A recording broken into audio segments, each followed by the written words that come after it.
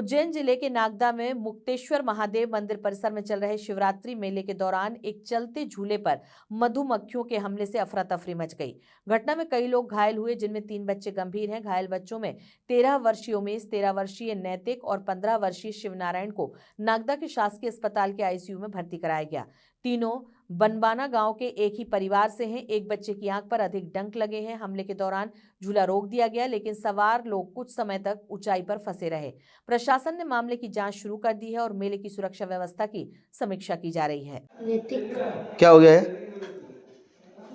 क्या हुआ? नहीं, कैसे हुआ ये? क्या मधुमक्खी कहाँ पे गए थे आप? ये हम झूले में गए थे तो काट लिया। मेला देखने ये झूला झूल रहे थे मेला में। हाँ, मधुमक्खी ने काट लिया इनको। मधुमक्खी ने काट लिया। क्या झूले के अंदर मधुमक्खी हाँ, थी? झूले के अंदर मधुमक्खी। कौन से झूले में थे? यही छोटे वाले झूले में थे। राउंड वाले में? राउंड वाले में। नाव वाले में? राउंड वाले में। राउंड वाले झूले में। हाँ।